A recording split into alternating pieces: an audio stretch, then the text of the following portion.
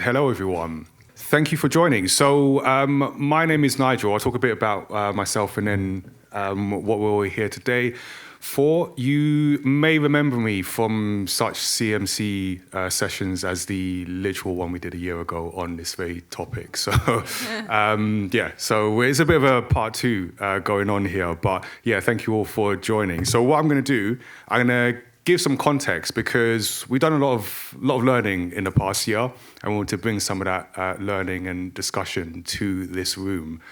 But I always like to know who's in the room. Was there anyone who was at that session, AI session a year ago? Oh, cool. All right, some hands go up. Okay. Of those people, have your views on AI changed, negative or positive? You're not sure? Okay. And everyone else is in here new, just like trying to learn something. Okay, cool. So we are here to talk about practical AI. My name is Nigel Chamasi. I am the co-founder of Maya Matter. So we're a brand that makes comics. We work across games and work a lot with young people who have an interest in getting in creative industries and rooms like this. And then I'll let the panel introduce themselves in a second. But just to set some of the context. So about a month ago, we, myself and Sophie, I've spoiled that introduction, sorry. I'll just forget I said that. So we did a hackathon. So we did a creative AI hackathon, which was at Mishcon de Rea, a law firm who hosted us. And it was a day where we explored the AI tools in order to make a pitch deck. And I'll give you a brief summary of that. We've got some video that I'll show over the time. So this session is about exploring what we discovered in that session, but also we've got some people here who can add some perspectives on that as well. So what I will do is let the panel introduce themselves, and then we'll jump into the topic. So we'll do the nice and orderly thing of just going down the line, and then we might get a bit crazy later on, but let's keep it sensible for now. Hi, I'm Tom Box, co-founder of Blue Zoo Animation Studio. And at the studio, I look after many things that are not production, including technology, our culture, and our B Corp certification. Hi, I'm Gráinne Clear. I'm the editorial director for fiction at Walker Books, a children's book publisher. You might know us as the bear with the little candlestick. Hi, I'm Sophie. I'm the founder of a kids media studio that's backed by Warner Brothers, and I'm also the author of a spy series for children called Agent Asher. Hi, I'm Mahesh Ramachandra. I'm the CPO and co-founder at Smash. And Smash is a platform that connects filmmakers and other creators with decision makers, content commissioners and financiers. And we use a combination of human talent, data, and AI to make creators' dreams come true, hopefully. Mm-hmm. Cool, thank you for that. Also, did you shout Smash because it's all in caps? All caps? Every time I say Smash, I'm going to do that. Okay. I want to put Walker in all caps now. So Walker. I wondered if that was like a brand thing. I like that, audio branding. Cool. So, like I said, we took part in, myself and Sophie hosted a hackathon session on June 21st.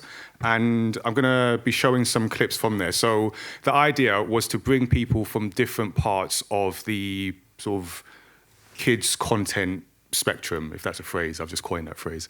To make something in the day. So we tasked them with making a pitch deck and about any kind of original IP they wanted, and gave them the space to explore the tools.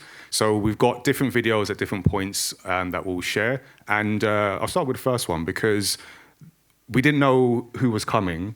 I mean, we had the names. It's not like we let anyone in, but we didn't know in terms of like perspectives and everything. So we had people who were familiar with the tools, people who were curious, people who just wanted to see how they can be used to empower their own process.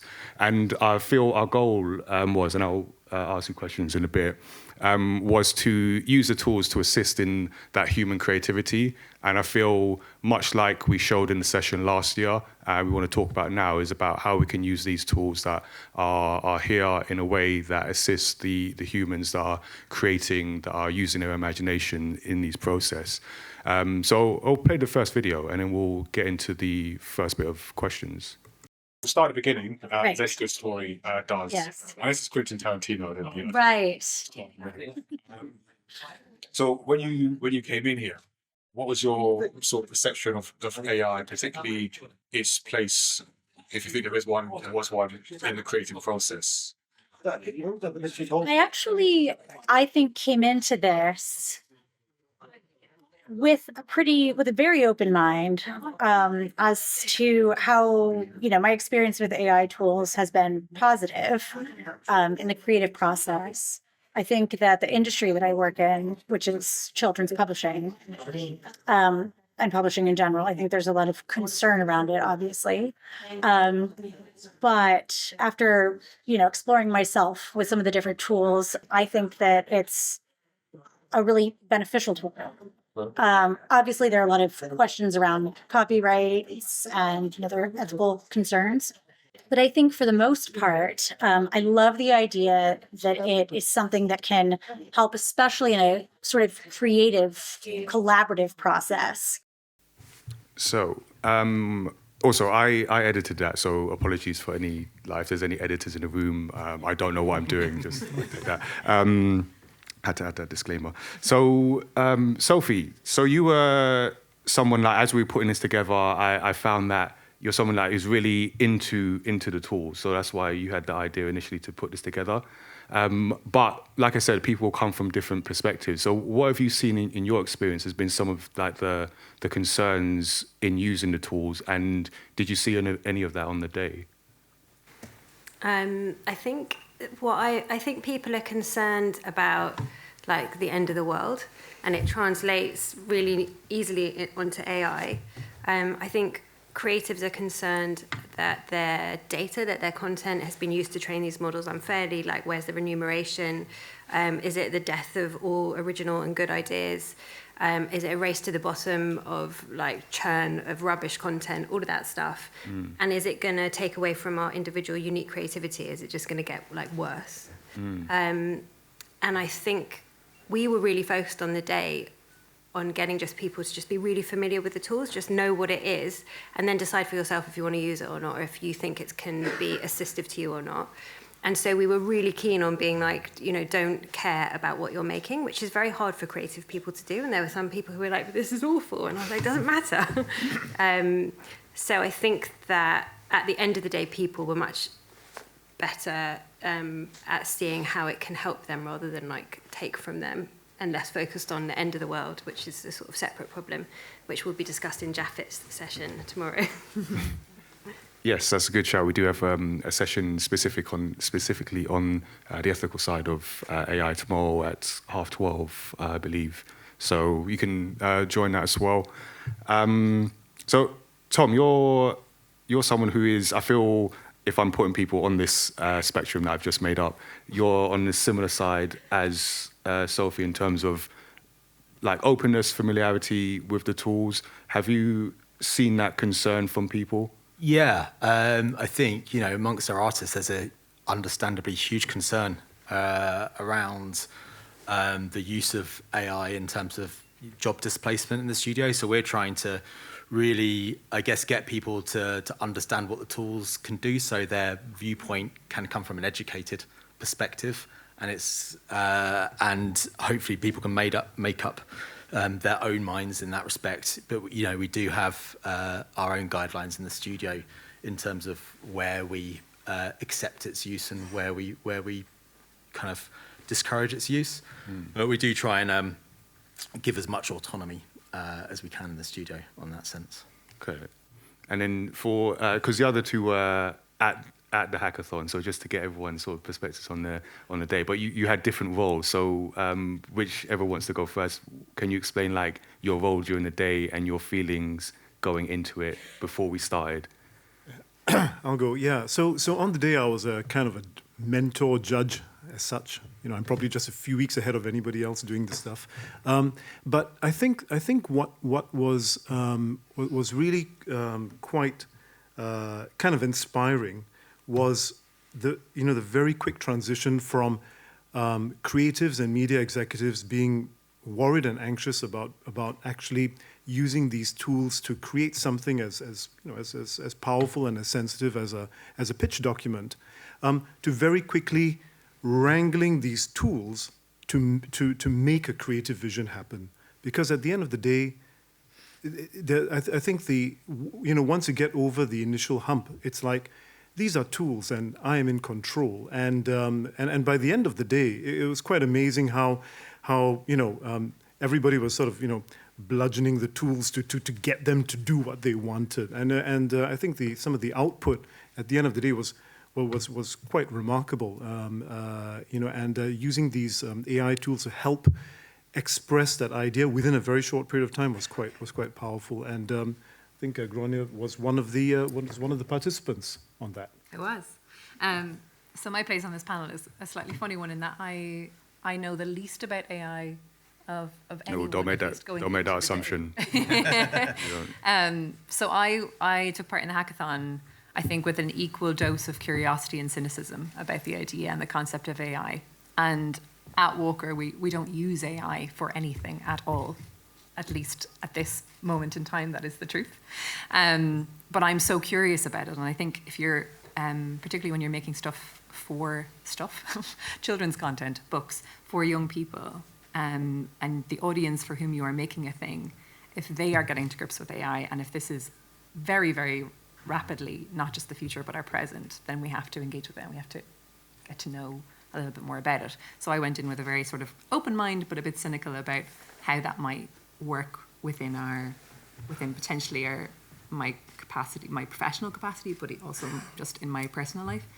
And I would say, I think the fact that the stakes were set as come in and play, come in and have a good time, come in and be with all of these other people who are working within the creative children's industry, but in lots of different ways and in many different, all these different media, and just put your brains together and see what you can make with these tools at your disposal, was immensely enjoyable.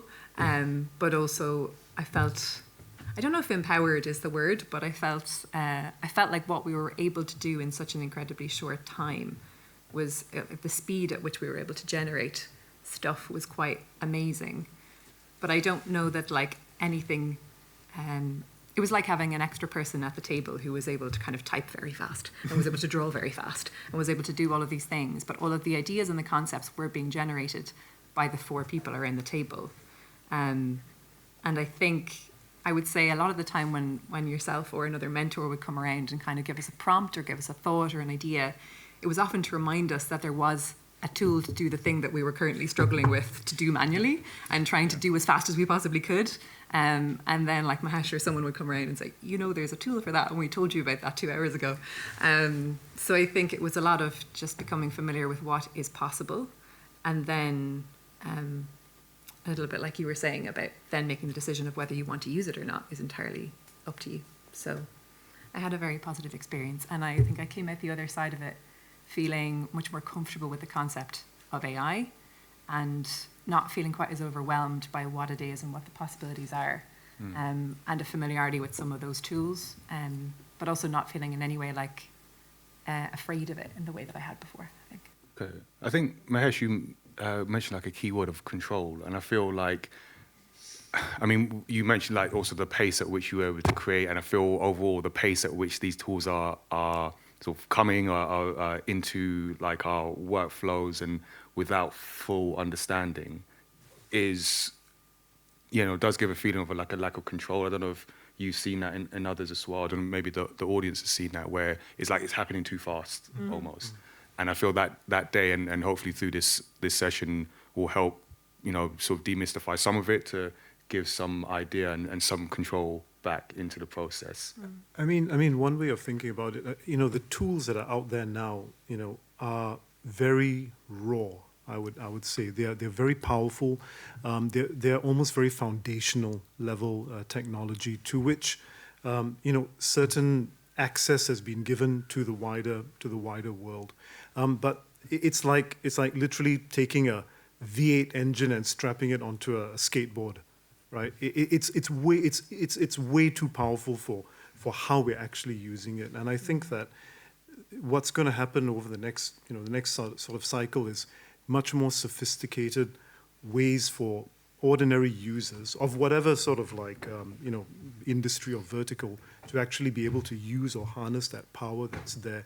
At the moment, it's pretty unwieldy, and it's not really necessarily targeted for what you want to actually create. So yeah, it is growing very fast. It is going a bit out of control in some respects, but that's because I don't think there's a way for us as creators or as users to really harness that energy properly or that power properly at this point of time. But then there are loads of use cases already. Yeah, Like, much better ones, yeah. I came into it because I was heavily pregnant, and my structural book edit was due to my publishers. And so they were like, can you do it? And I was like, and normally I go away and sort of write on my own, and it takes a really long time. I'm a slow writer. And ChatGPT had just become like massive. And so I started using it out of necessity to do stuff that I don't love doing. Like, I don't love remembering everything that's happened in a series of books. I can't remember if my character's favourite top is a yellow one or an orange one. But I started working with it as a co-editor. And then now I think the tools are basic, but I can think of what things I don't want to do myself, and then see if AI can do it for me. Like create a project plan or a Gantt. Like think of everything you hate doing, and then think, can AI do those things for me so that I'm released to do the fun things? Okay. Yeah. I was going to say as well, I think when you're using the art tools, it's a bit like working with an artist who doesn't really listen to you very well.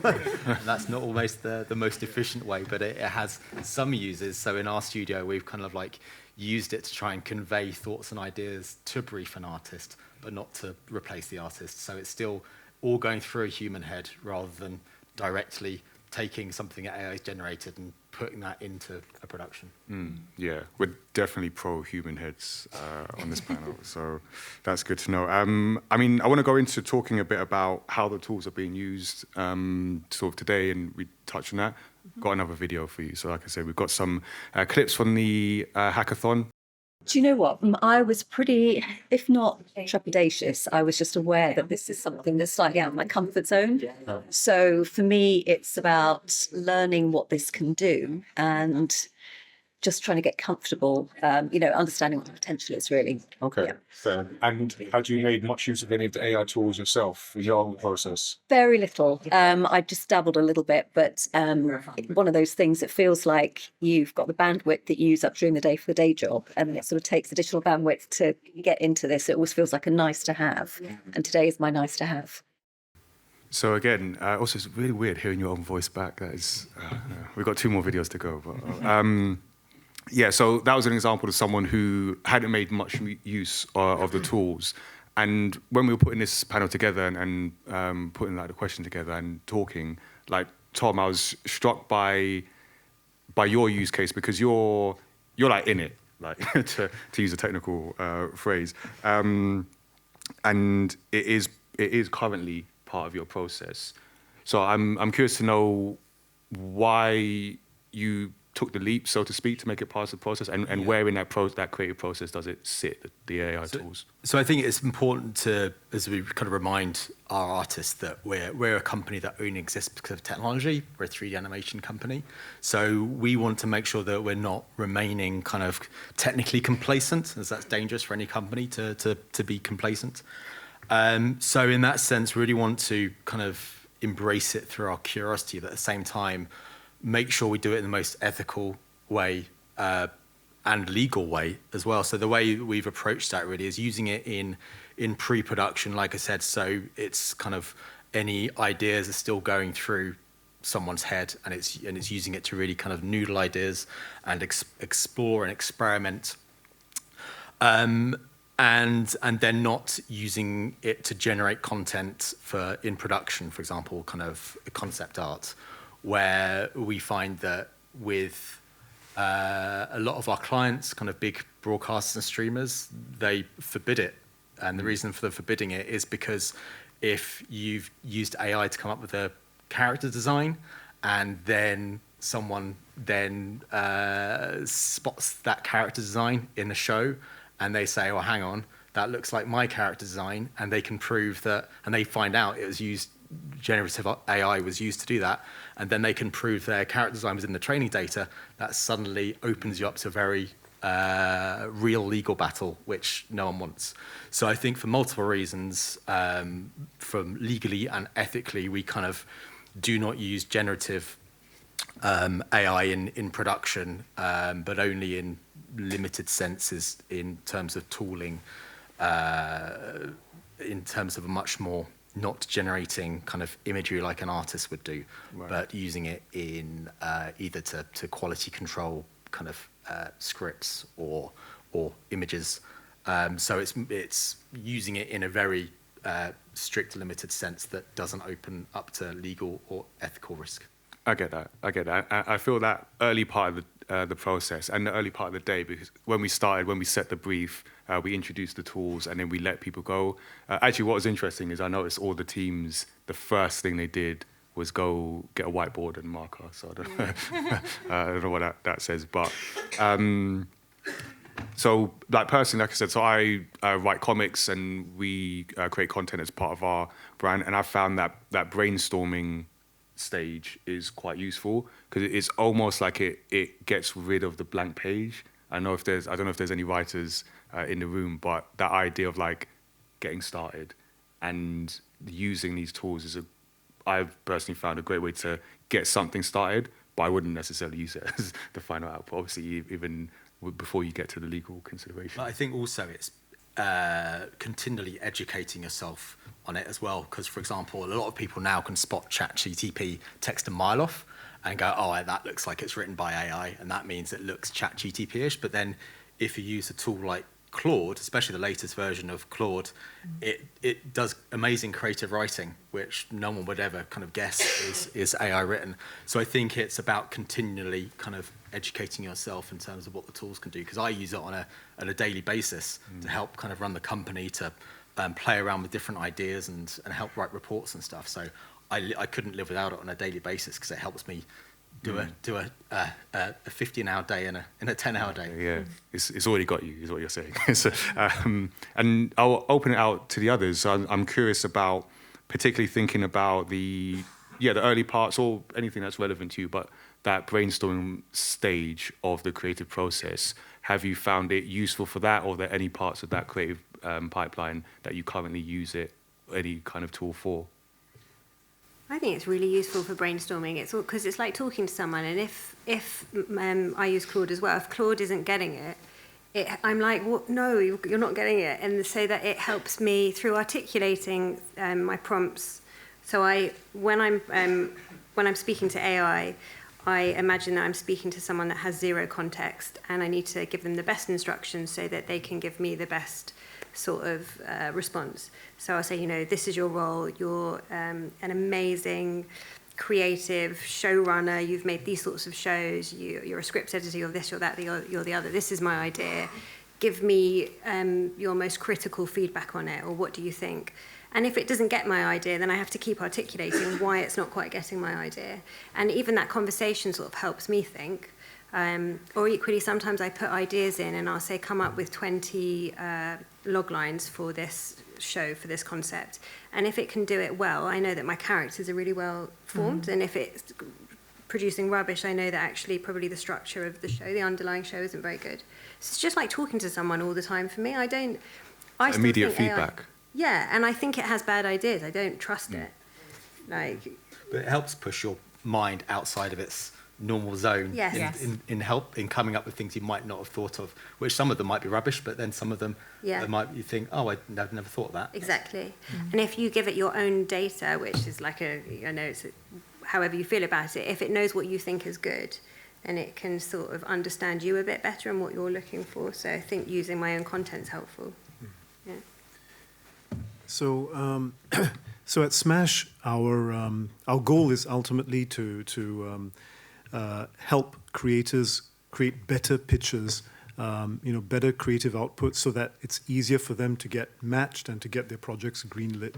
And we think that technology can help do that. The number one problem that we have, or that our users have brought up to us, which is maybe not a surprise to anybody here in the audience, is that no matter how good your script is, it's very hard to write a good log line, or it's very hard to write a good synopsis, particularly synopses or log lines for particular purposes. And you've got your beautiful script, and now you have to write a 300-word synopsis of it, and it's hard for people to do. So the tool that we're developing, which will be released soon, it's not to give you the log line, and it's not to give you the synopsis, but it's to train you to write a better synopsis or a better log line. So we do that by you create the log line, you create the synopsis, and essentially it gives you guidance, hints, tips to either bring you closer to perhaps what a certain call out or a certain a certain discoverer is looking for in the market, or to remind you of things that you have not included within your script, or certain emotions or certain themes that maybe you've left out or underemphasized. And it is remarkably powerful at being able to do that. Again, we don't really want to give you the answers. We want to make you a better writer, a better creator. And that's kind of how we're integrating it into the system. Again, it's partly able to do that because it has access, or you've given it access to your script and to your other materials that you have for your project. So I think the more it's able to sort of like be able to use your own output, the more it can start to give you the right sort of guidance. And again, this is something that's this can scale as well. It's not just one writing coach, but it's something that could work for all of our users. So it sounds like it's like the tools, the feedback from the tools, the advice, the feedback it gives is helping you be better at the process. That's our aim. Yeah. But then, do you find that is there a worry that with the tools being so good, you almost don't have to learn? And I say that from and again, because I work with young people, so sometimes I see this in a like extreme form where I remember having an interaction with someone, and the AI spit out a script for a video we're going to do, and in my mind that was like step one of many steps to get it. And I will not say no names, but he was like, "Yeah, it's done." I was like, "No, this is the first part." I mean, we are tempted to add a kind of a can't be asked button, right? And like, give me the synopsis, right? But we're trying to hold off on that side of it, because I think people come to our platform because they're often new, or they're new creators, or they're just entering the market, and they want to become better at what they do. We shall see how things evolve over time. I think if that's your level of enthusiasm in terms of wanting to make and your passion, I don't know if you'd have made it anyway. In the sense of if you're not, I'll pass that on to him. But what I'm saying, in terms of you want to be able to take something and work with it and make it, and if you're doing it, if you're getting into making it just and pressing a button and going, I don't think that's going to get very far in terms of career-wise. That's fair. Okay, no, I was leaving that space to buy. That's cool. On the flip side, I think we've spoken about over-reliance, which is that I haven't used Google for maybe 6 months. I talk to Claude on my phone, so I've got an app and I just speak to it all the time. And there is a danger. I've noticed in myself sometimes that I'll ask AI, and you were saying this, do something for me, and I'll spend twice as long trying to edit the AI than just creating that content myself. Or I'll ask AI before I think of how to do it on my own. And so there's definitely I think we're going to have to figure out ways to use it, and it not be an addictive, brain-numbing thing. But that's up to us as individuals. Yeah. Yeah. Okay. So keep referencing the hackathon. So the idea is the pitch decks that were made by the different teams on the day. So we made use. I say we. I didn't do anything on the day. They made use of the tools. They put together their pitch deck and presented them. And we want to talk a bit about what was made on the day. Obviously, you have someone here who's part of one of the teams, and then use that to explore how we could use it in our process. So one more video as promised.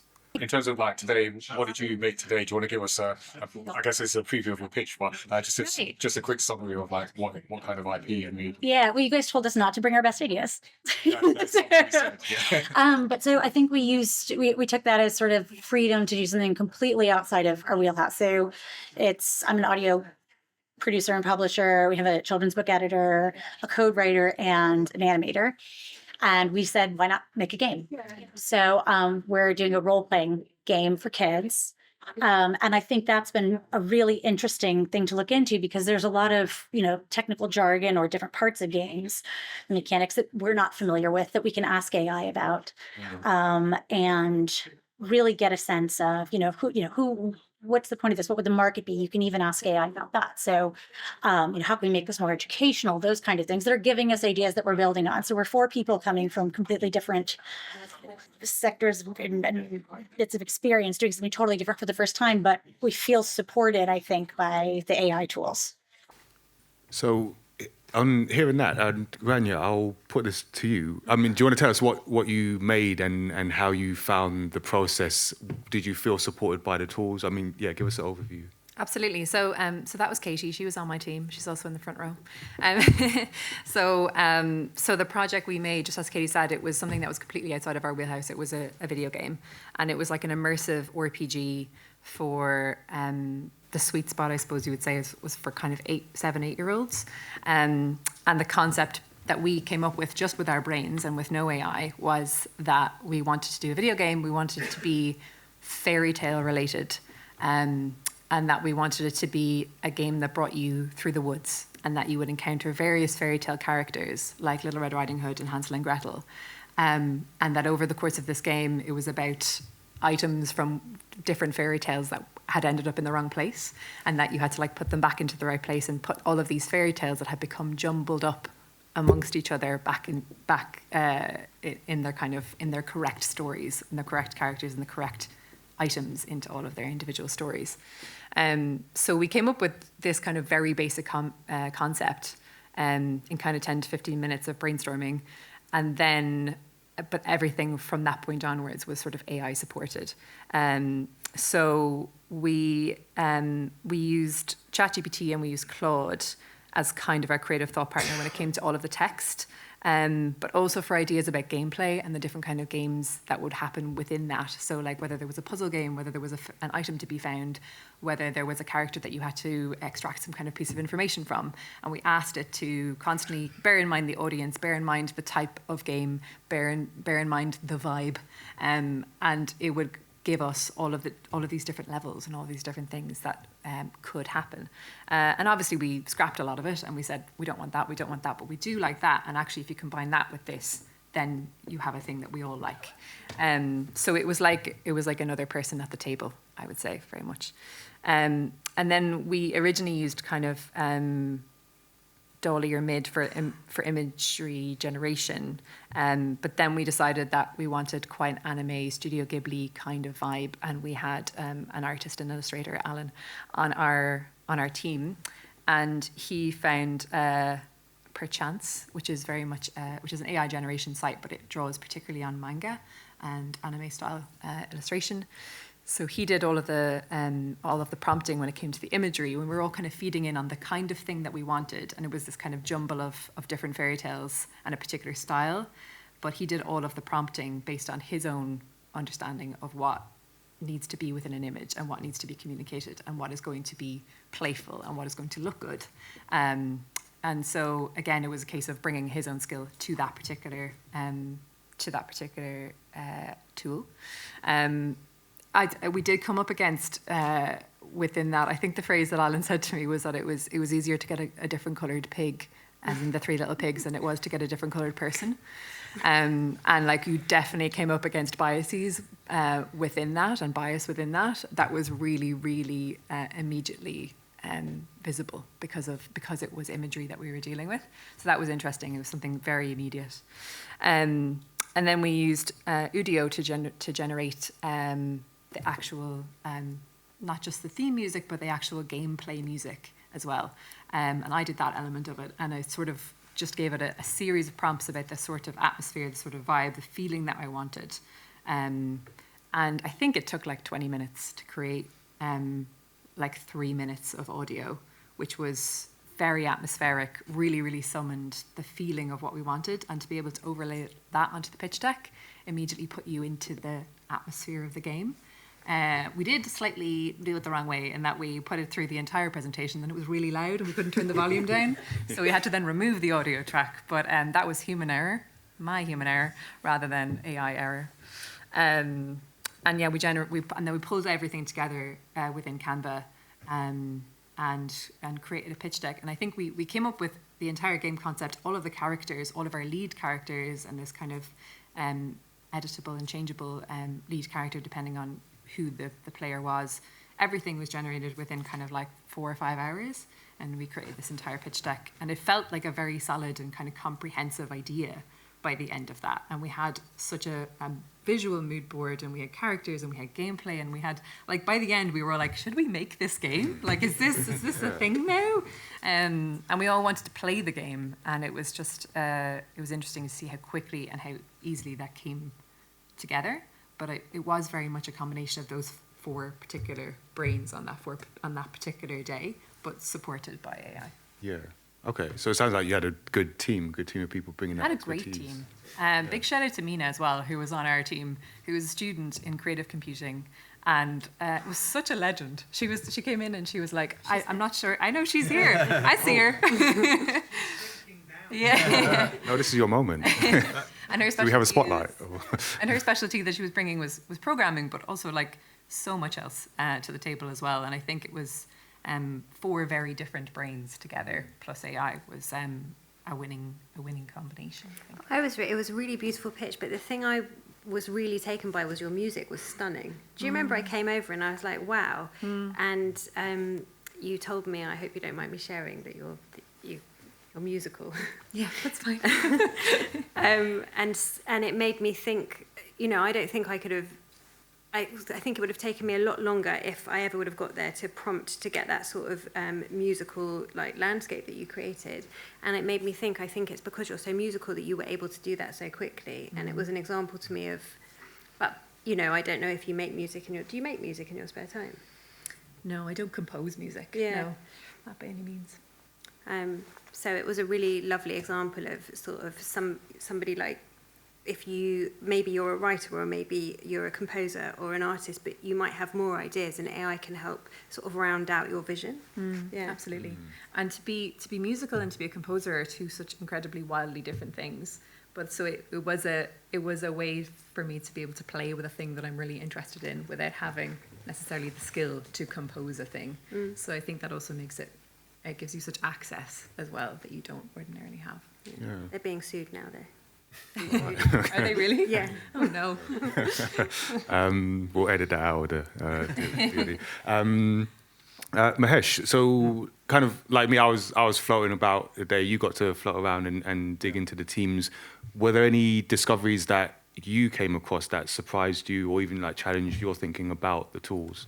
Yeah, I think I'd make a general point first. There was something else that was very powerful about that day, which was simply, it was in person. Having a lot of creative people in teams working together in person. Guys, I don't know, I love that. I think that it's just so powerful to have that creative energy between, real people in the real physical space. I think can't be beat. Plus an AI assistant. There's something quite magical about that. I think, this indefatigable sort of agent who can make music and draw pictures and take notes and do AI summaries and do Gantt charts or whatever else we needed it to do at that point of time. Plus 4 brains, per team together. I think that there's some secret sauce about that. Yeah, I think what was quite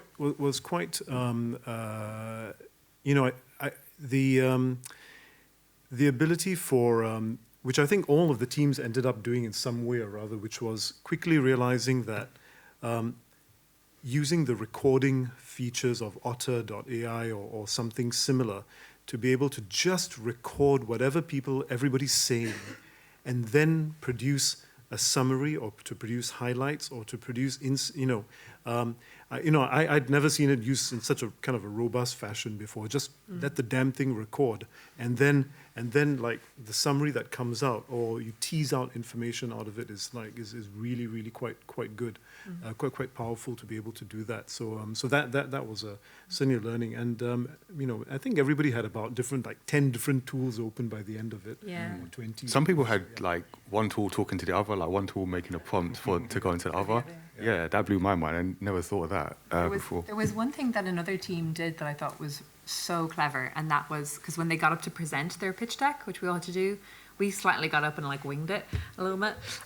But another team was so polished, and I couldn't get over the fact that they'd had time to do that. And then it was one of my colleagues who was on the other team, and he's like, "Oh yeah, we just fed our pitch deck into, I think it was Claude or something, and said, make me a 5-minute presentation based on this pitch deck." And it wrote the presentation, so we didn't have to.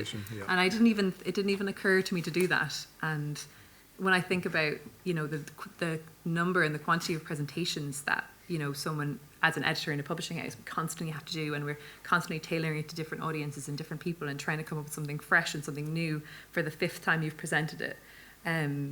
It's really useful to think, actually, maybe I do have that tool. If I take my little book summary, that I can feed it in and it pulls out different things at different times. And yeah, I thought that was very clever. I think it's really important what you said there in terms of kind of actually humans getting together and getting excited about creating something, because that's what's going to entertain audiences. Yeah. What we're here for is, if it's exciting a bunch of humans, the people you're showing it to will hopefully be just as excited.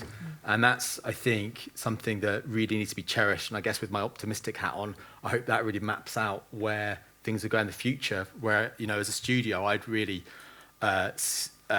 see ourselves in the future really by building on that and cherishing that human creativity, which could be augmented by AI, but it's all around the human side of it and that excitement, because I think where AI is going, and generative AI, we're going to have a sea of just dross, which is people just pressing a button rather than getting excited about it. Yeah. And that, like Twitter bots now, but that will just be everywhere with content.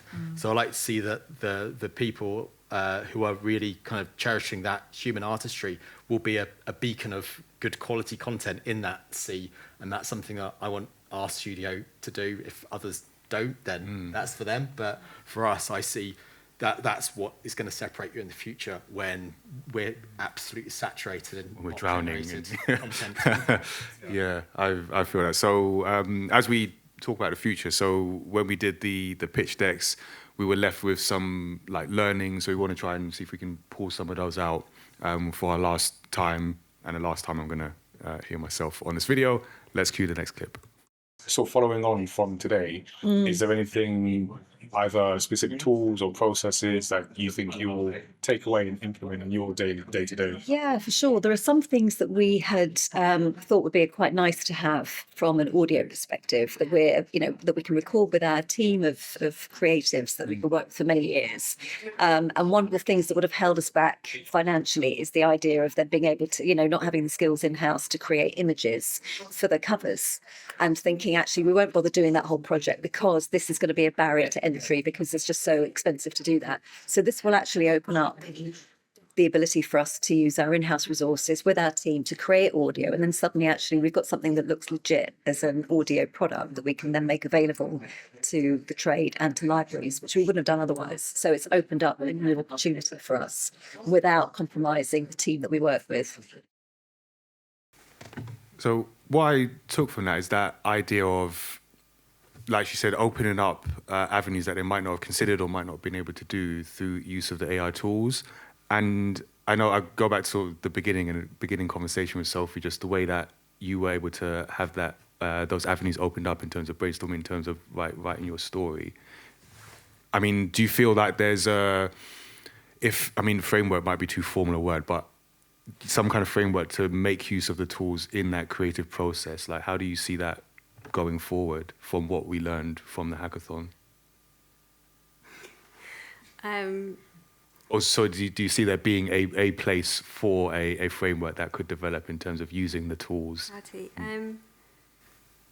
Yes, I think so. I think that there are like mini frameworks for the tools, like how to write a good prompt for text or for images or whatever, and that within organisations, Mishcon de Reya, I think, had adopted it in a really interesting way because they're a law firm, so they're hot on doing everything legally and properly and not using their clients' data.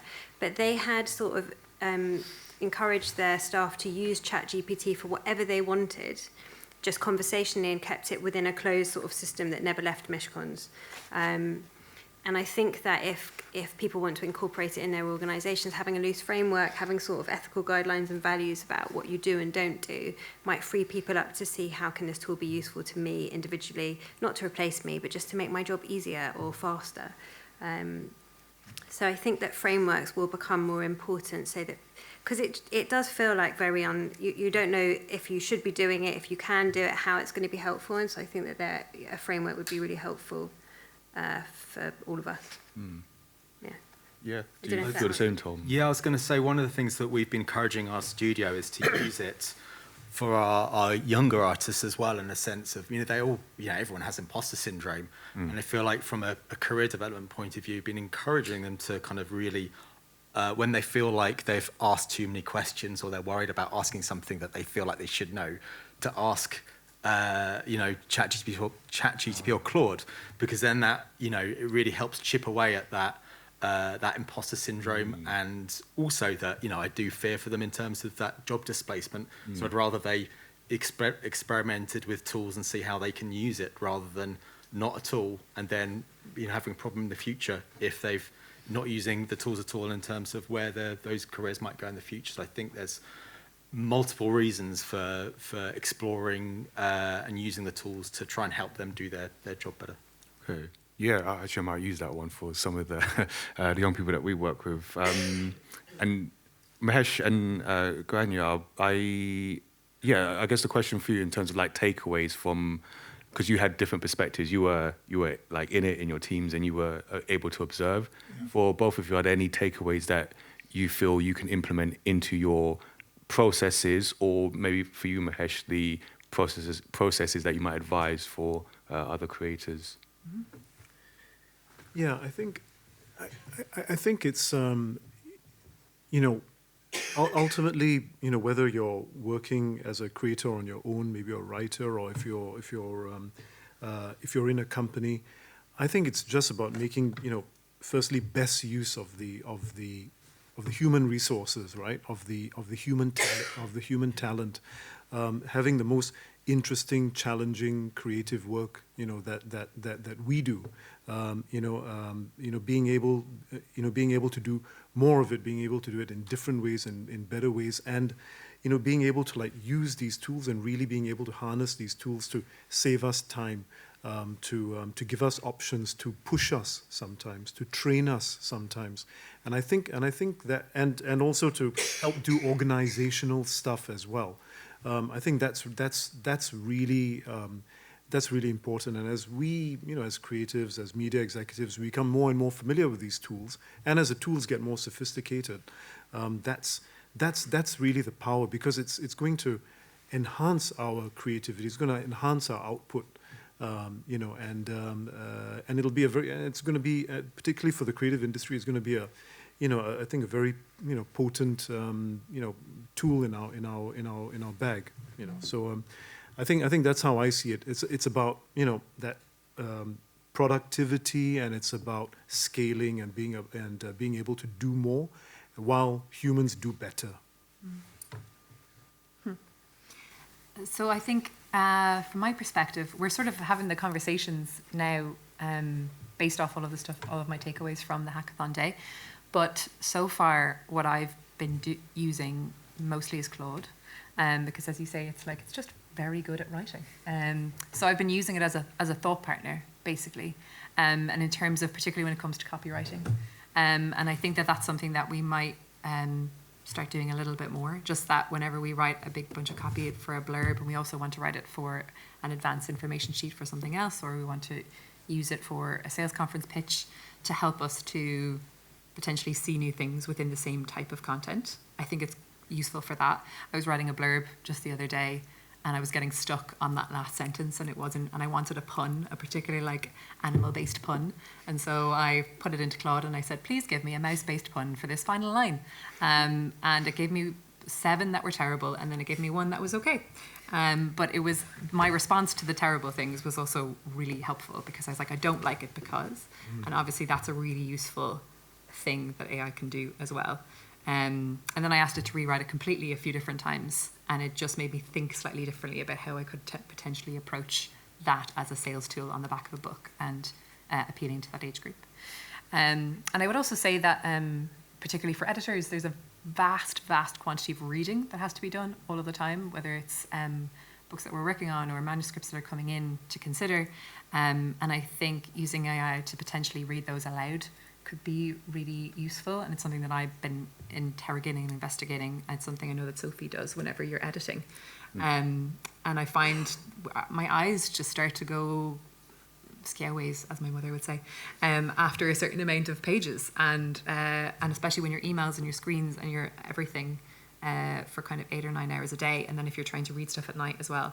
So I think reading aloud actually could be a really good one. And there's like, you know, many people at Walker who have, you know, whether it's kind of reading difficulties, or whether it's like ADHD, or whether it's things that make reading large quantities that little bit more difficult as well. Like, I think there's an accessibility that comes with some of these tools as well that's potentially worth investigating, whether that can make their work life a little bit easier as well.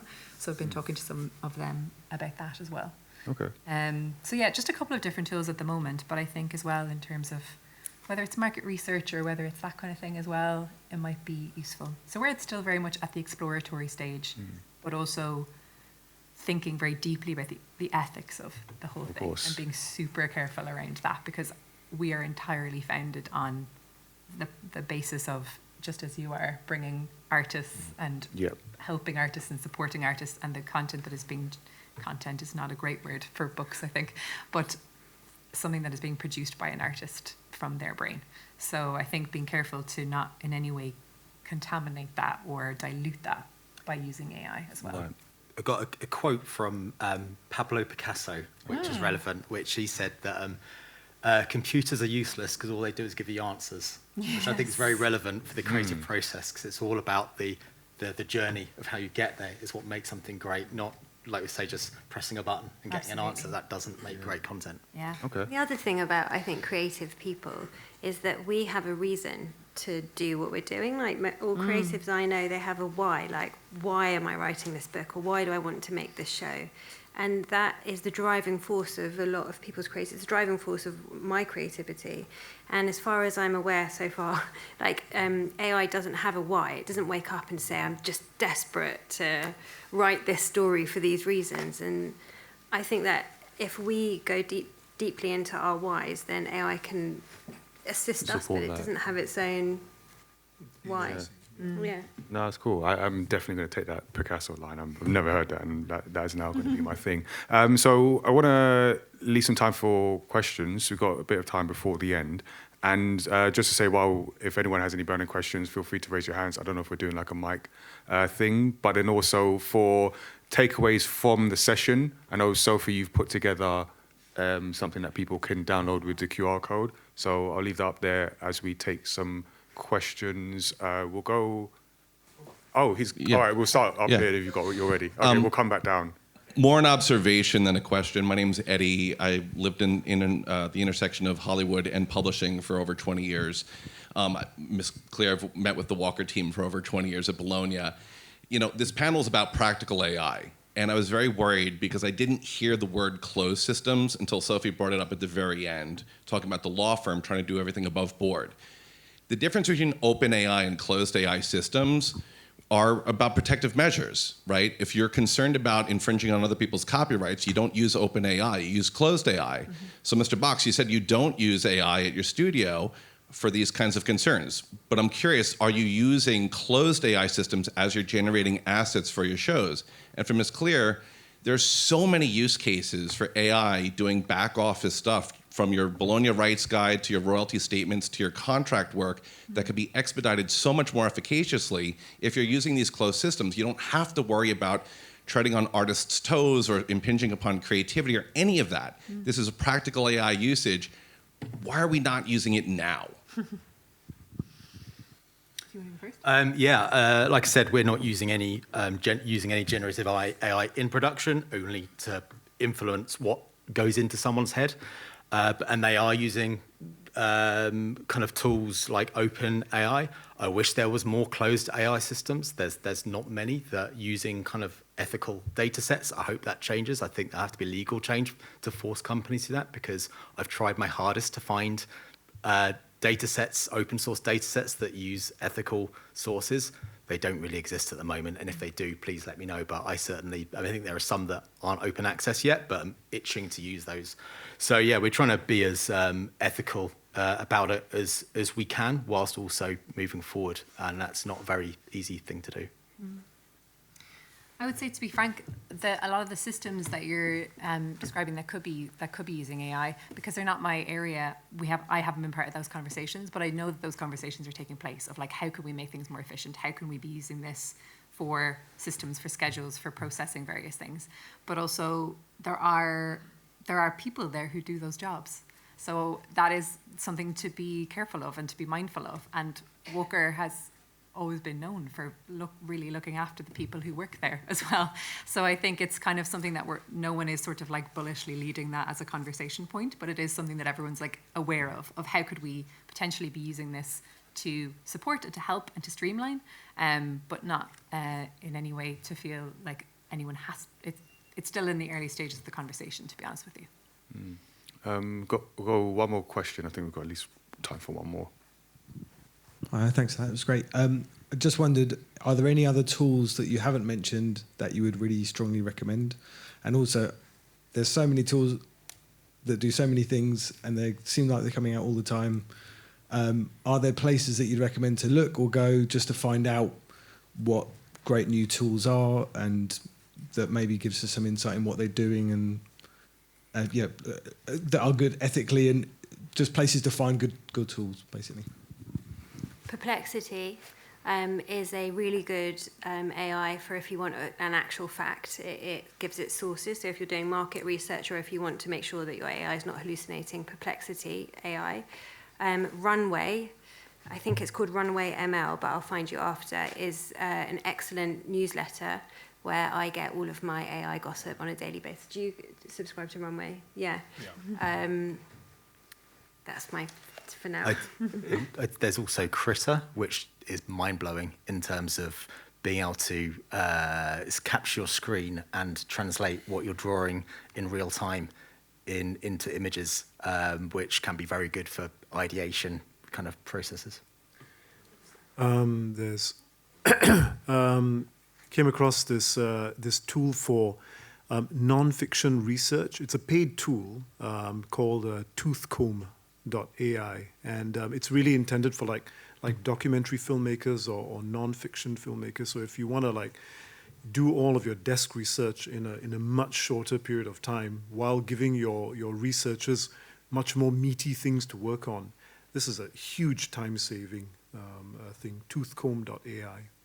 There's also aggregators. So if like me, you've got screens open with maybe Claude, Perplexity, like whatever you've got, you can just subscribe to one service for like $20 a month, and you can flick between all of the different models, which is quite good.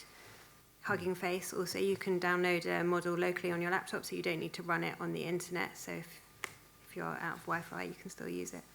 Cool. Yeah, no, thank you for that. I'm getting the flashing light. I think that means something. Might have to wrap that up just here. But I know some of our panelists will be about if you have those questions, those burning questions, you are within your rights to pin them down and ask them to their face. You didn't hear that from me.